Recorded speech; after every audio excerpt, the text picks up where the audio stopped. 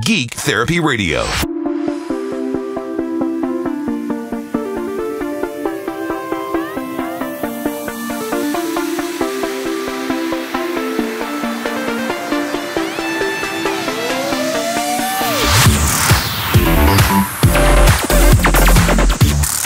Welcome to the Geek Therapy Radio podcast. Got your mental curator, Johnny Hamburger, showing you around this museum of the mind.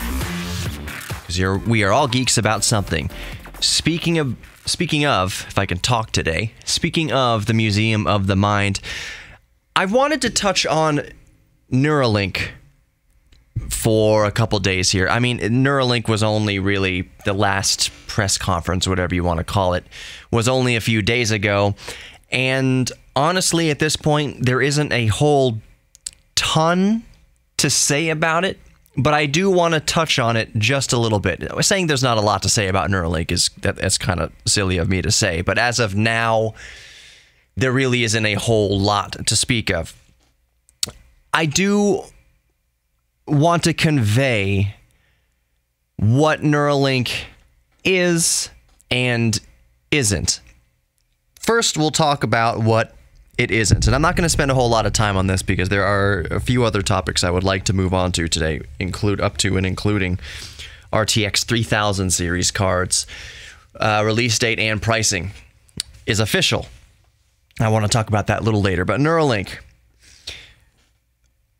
your uncle on Facebook, you know the one I'm talking about, might think that it's Elon Musk trying to take over the world and control people's minds and brainwash and use the masses as robots. That you get this Neuralink implant and then Elon Musk can flick the switch and now you are just at the control of X political party or Y political party or X group or Y group. Whatever. That is some sort of mind control device. Yeah, I wouldn't give that notion, the time of day, really. I think you're going to find a whole lot of flat earthers and anti-vaxxers and anti-maskers and all sorts of stuff. The same conspiratorial type of person, let's just say, will buy lock, stock, and barrel into this idea that Neuralink is Elon Musk's trying to take over your brain. So it's definitely not that. There is maybe 1/1000% of a grain of truth to that fear, though, possibly. I don't want to give any credence to the notion, but the only reason why I give 1/1000% a chance to anything negative is just that there are evil people out there who will want to do evil things. And they tend to find a way to do it. That's not what Neuralink is, though. Let's talk about what it is. We talked about what it isn't. It isn't a mind control device for corporations to, take over your muscles and march you right into the Apple store to buy a new MacBook.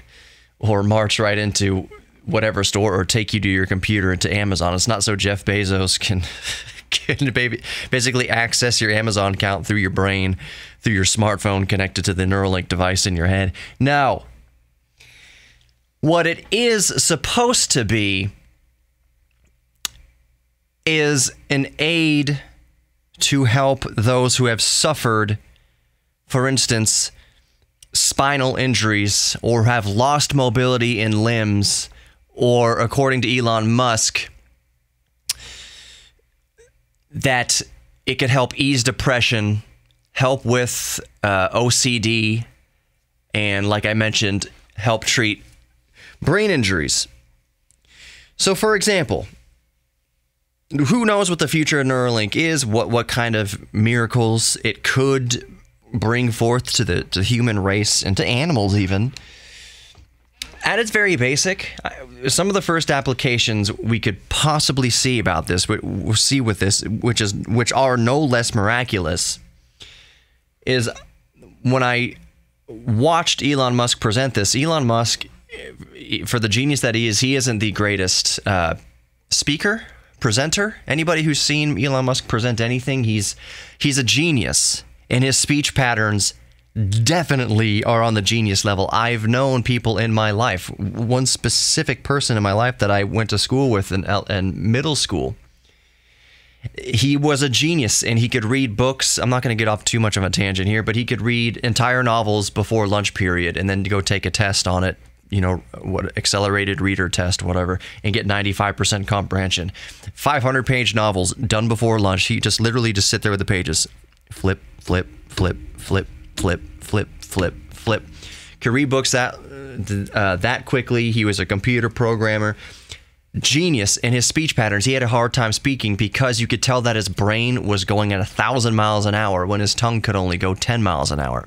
That's the way Elon Musk speaks. You can see that he's trying very hard to put into words what his brain is conceptualizing. So whatever you hear Elon Musk say out of his mouth, that's like one fraction of the idea that he's actually trying to get out, if that makes sense. If you've ever encountered a genius, and you have encountered a genius, if you've ever watched Elon Musk speak, it's a very typical speech pattern that a lot of geniuses have. They struggle to speak.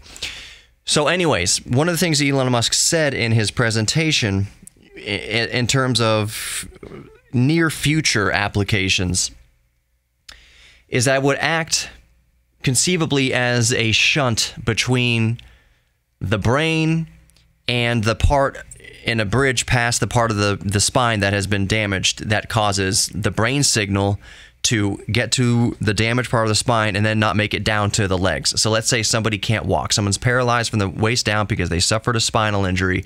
The signal from the brain gets to that roadblock in the spine and can't reach the legs. That Neuralink could provide a way to bridge that gap over the damaged part of the spine and let that signal from the brain now reach the muscles in the leg. The little Neuralink, which is no small feat, but when you think about it, that is miraculous. The actual Neuralink, and I'll include a link to it in the podcast description, as of right now, I mean, it's all prototyping and everything. It looks like it's about the size of a coin cell battery, and it has dozens of little teeny tiny wires sticking off of it that can attach with virtually no blood into the brain. As of right now, it's touted to be an in and out procedure. They remove a little piece of your skull, local anesthesia. You can be awake the whole time, just scrolling through your Twitter feed while they perform this. Theoretically, they're still working on the machine that performs this. They've done it to pigs. 3 or 4 pigs, at least in the presentation, have undergone the Neuralink process. The pigs are happy and healthy. They even had a pig there that had the Neuralink and then had the Neuralink removed, just to show you that there aren't any lasting effects from having the Neuralink installed. If any time down the road, maybe your ailment is healed and you don't want the Neuralink anymore, when they remove it, there's no damage at all to your brain or to your skull, your hair. If you have hair, sad face. If you have hair, it heals right over the scar. You can't, it's like nothing ever happened. So anyways, it looks like this little tiny coin cell device with dozens of little wires as of now. And I'm sure that would depend on the application. That kind of just goes into your lobes of your brain, different areas of your brain to stimulate those areas of the brain. So using the example of helping people walk again who've suffered a spinal injury, that would mean that you have a Neuralink in the brain, and then you have another, I don't know if you'd still call it a Neuralink, maybe you would, implanted somewhere else in your body with little electrodes that go to your legs. That means that your brain would send out the signal to move your legs in a certain way. The Neuralink would stimulate the other Neuralink that's attached to your leg muscles and basically bypass that part of your spine where the signal gets lost. This is way easier said than done, of course. I am not a neurologist. I am not a physical therapist. It's not as easy as just, hey, trigger your quad to move this way, trigger your calf to move this way. It would still take a considerable amount of therapy. Let's say this worked and it did give somebody movement in their legs again. it would be a lot of work to get comfortable with that. But the fact that it's even possible would be miraculous.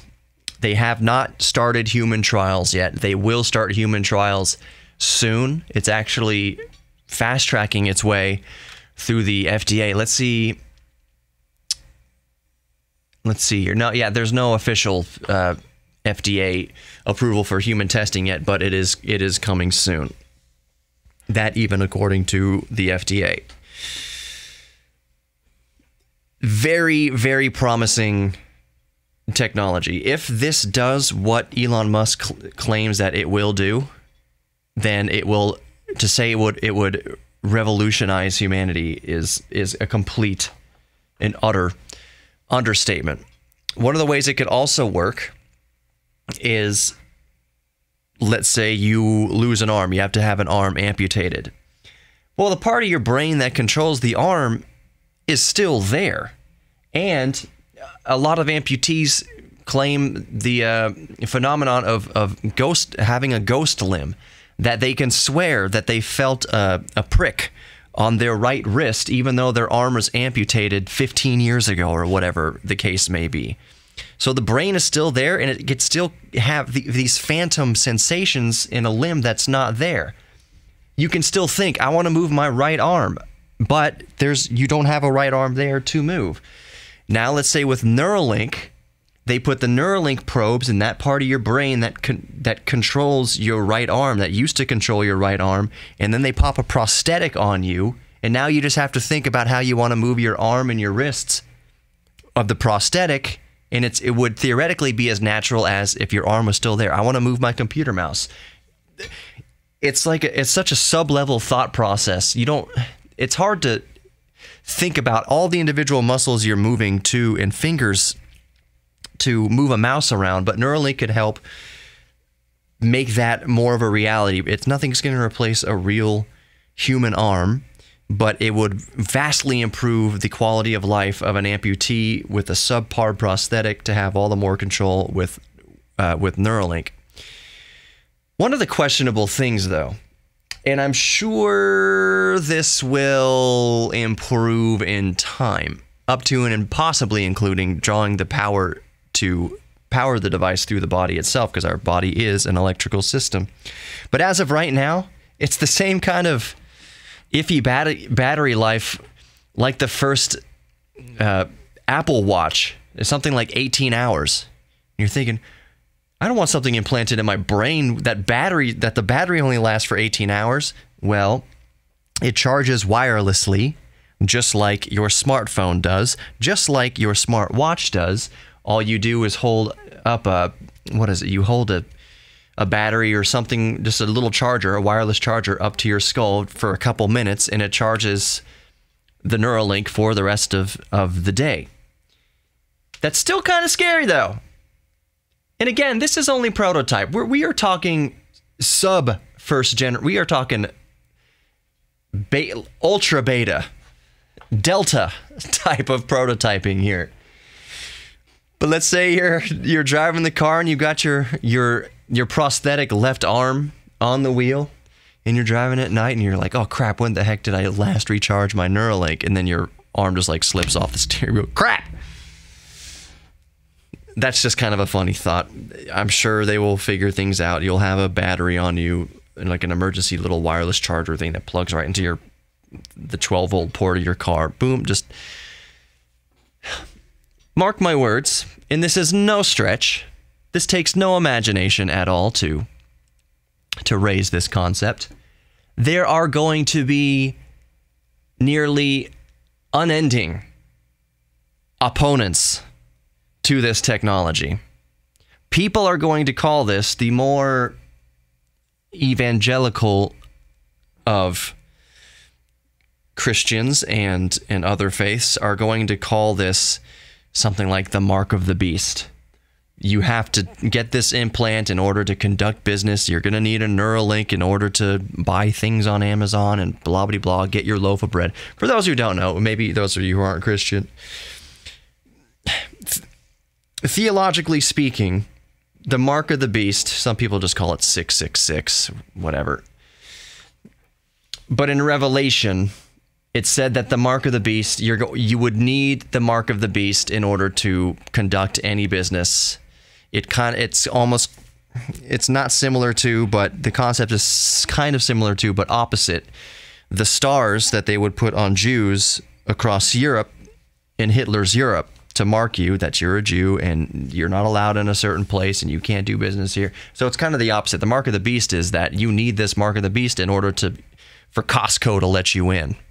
That you need this mark of the beast, quote unquote, so that it can be tied to a credit card account so that you can buy toilet paper at Walgreens. It's a stretch. It's a stretch to think. Let's say you do prescribe to that, and that you would to then call the Neuralink or something similar the mark of the beast. Because let me tell you, even if the mark of the beast, if we're talking geek theology now, if the mark of the beast is a thing and it is coming, it came decades ago. We have already been marked decades ago. Credit cards, and you can use your thumbprint to pay for things now. You can use your cell phone to pay for things now. Near-field communication, all sorts. You can use your iris for identification and authentication of accounts. And there are some places that don't take cash anymore, and you need some form of Apple Pay, or does Amazon have?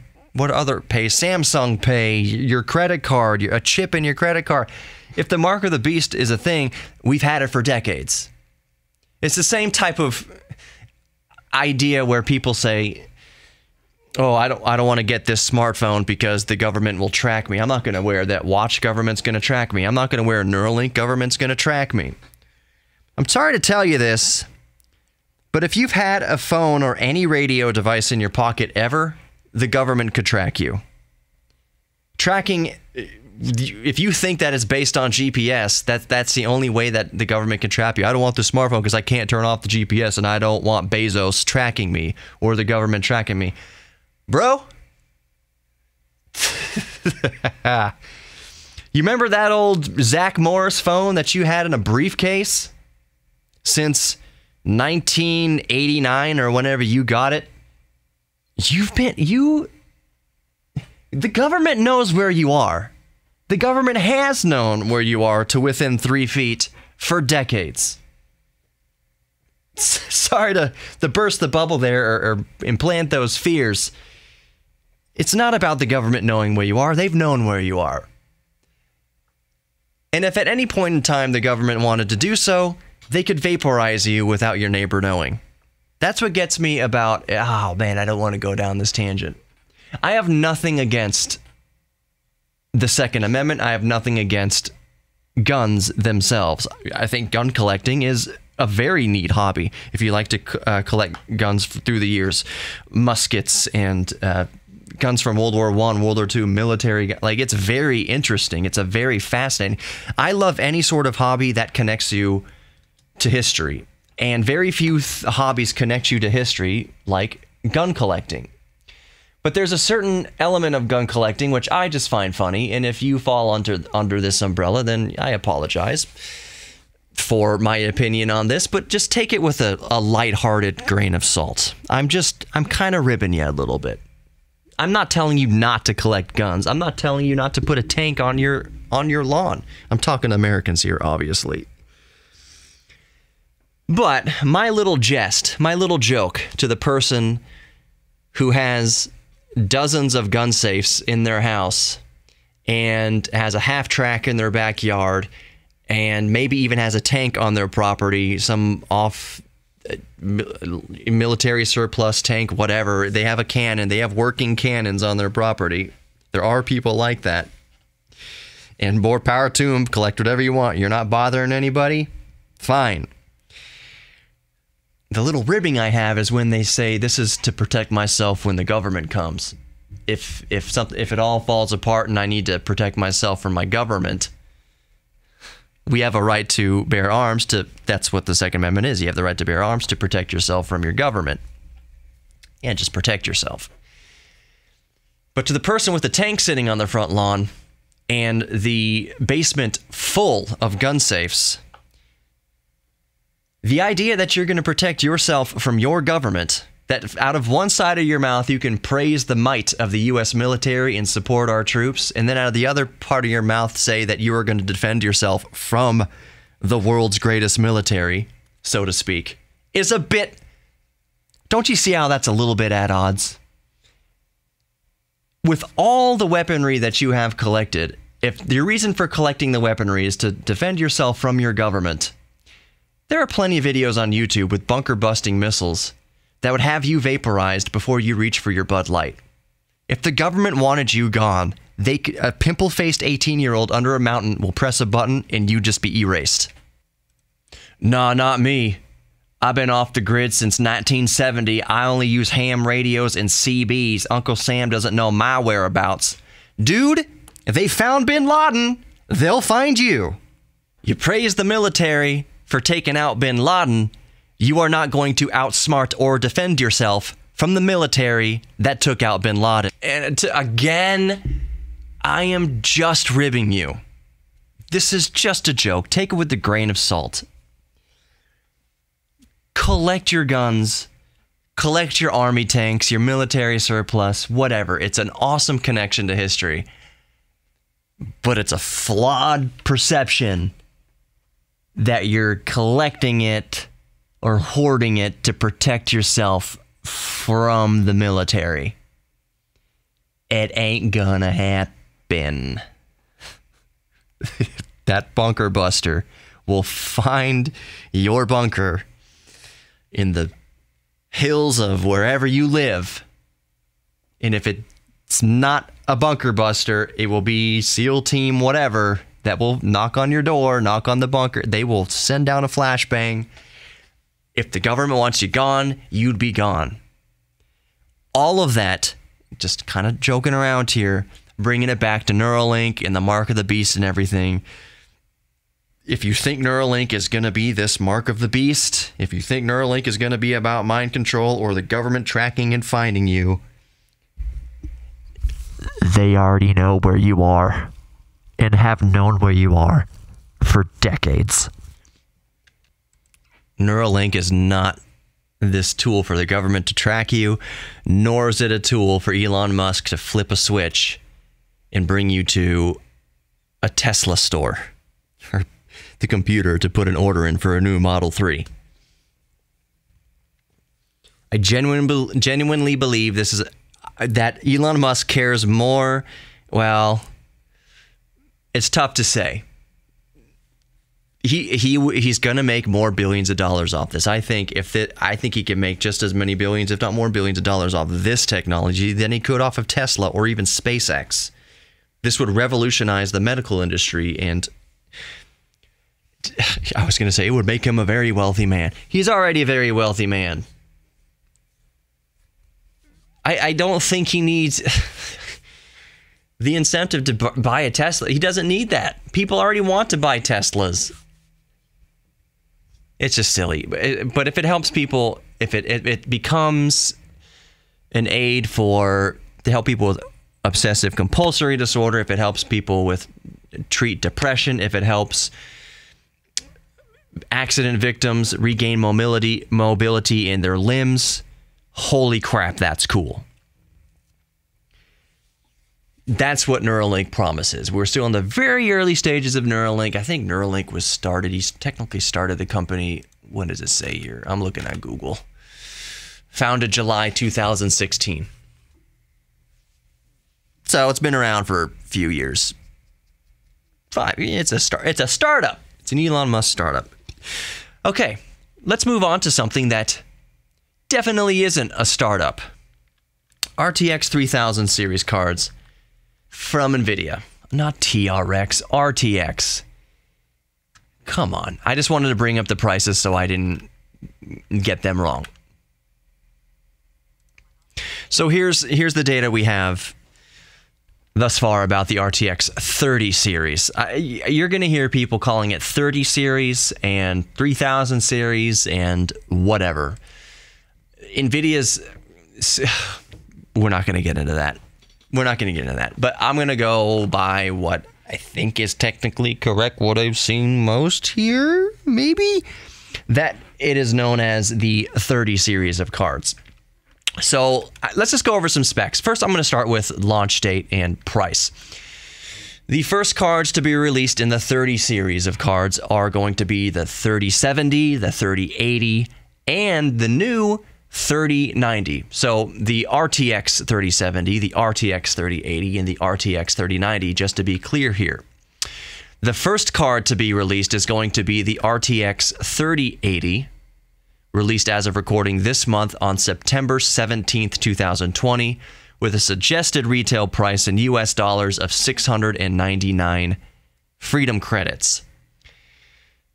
The next card to be released is going to be released a few days later, September 24th, 2020, and that is the RTX 3090, and that is going to be a little bit more than twice as expensive at 1,499 US Freedom credits.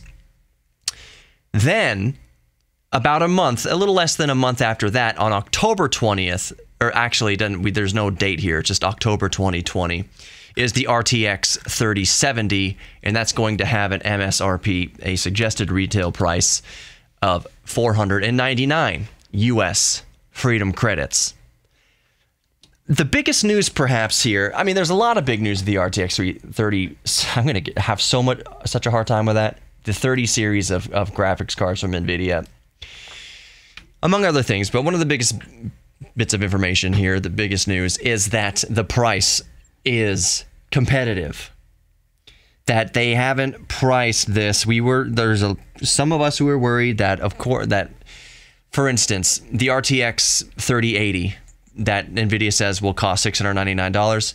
I think there's a lot of us who expected the 3080 to be closer to, I would say, probably conservatively $800 or $900.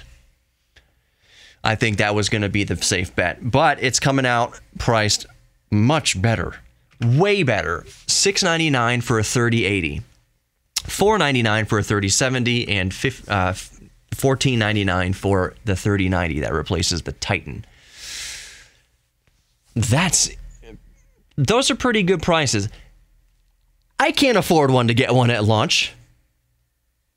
I've seen a few of the people that I follow on Twitter saying that they've already ordered one, and you know, they're getting first in line and they're getting one at launch. I can't do that. I can't do that. I am like probably most people listening to this right now.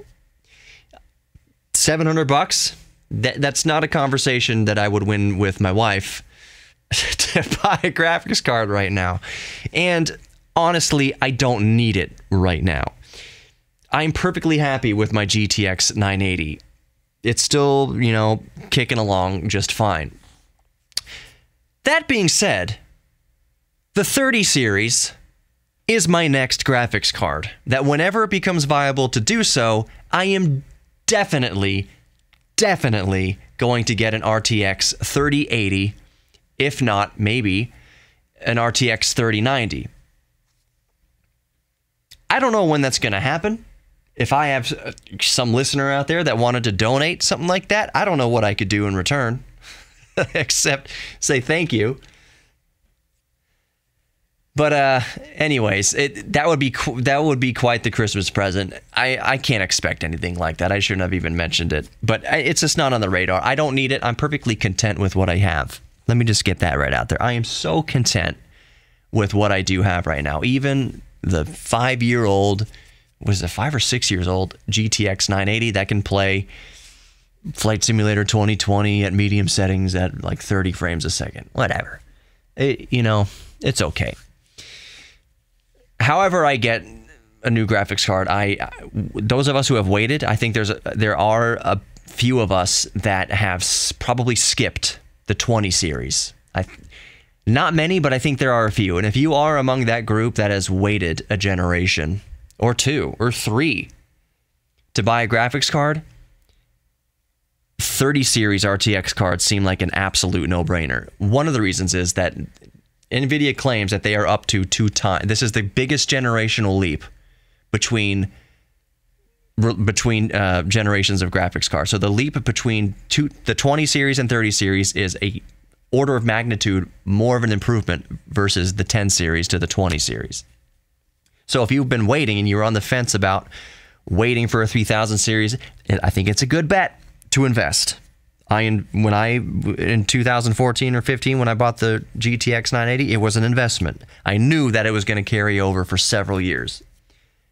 And I would wait and see for a huge. I was like, the next one that's a massive generational jump from the generation before it. That's the one I will most likely put my money towards or want to add to my rig. The 30 series is absolutely that. So let's go over a little bit of the specs here. Let's start with the 3070. 5,888 CUDA cores, boost clock of 1.73 gigahertz, memory clock 16 gigabits per second, GDDR6, memory bus width 256-bit, VRAM on the 3070, 8 gigabytes, single precision performance 20.4 teraflops, tensor performance 163 teraflops, crazy. Ray performance is 40 teraflops, TDP 220 watts.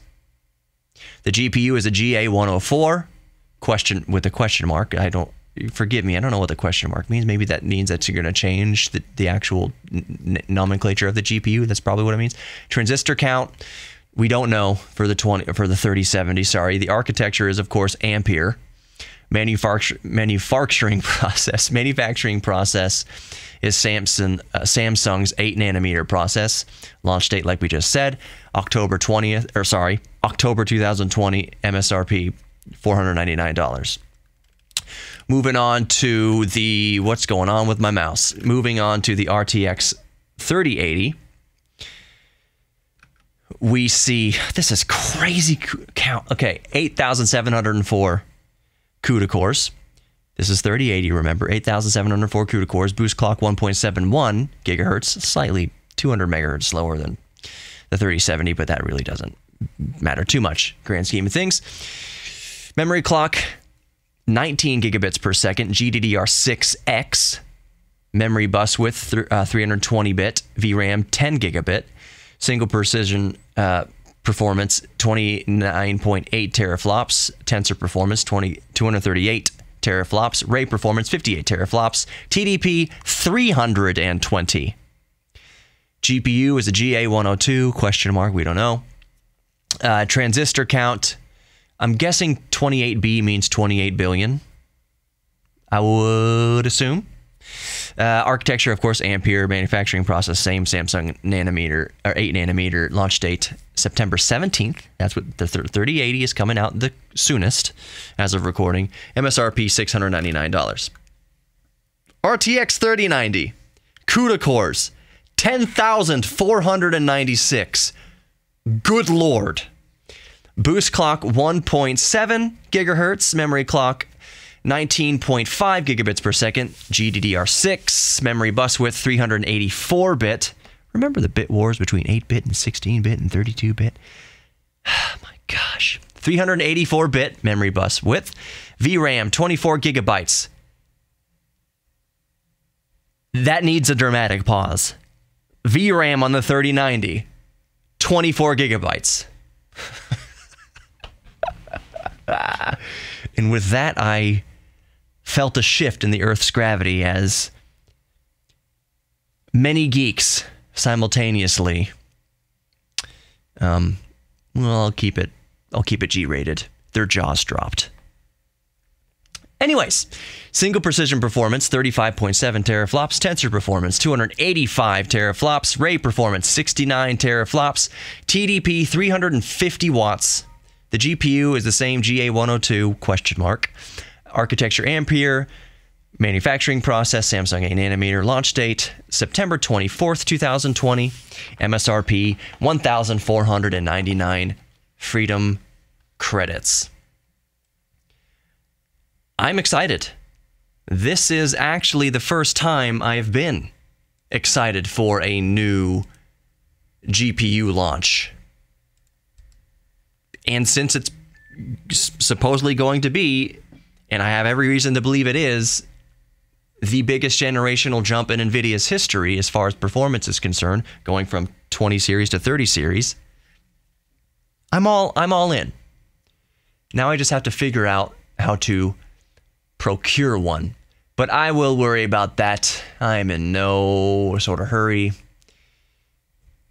I need to buy diapers before I buy a graphics card for my computer. And that's a much better expenditure of money. That's a much more fulfilling expenditure of money, making sure that my son-to-be is taken care of and fed and happy and healthy. It's all about priorities.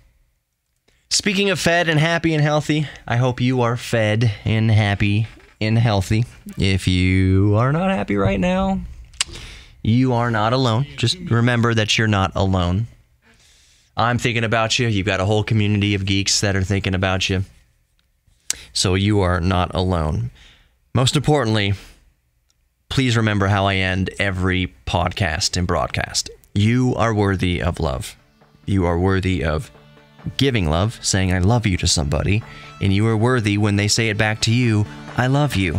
You are worthy of their love, and you are worthy of your own self-respect. You are worthy of loving yourself. Embrace your inner geek. Take care of yourself, and I'll talk to you next time.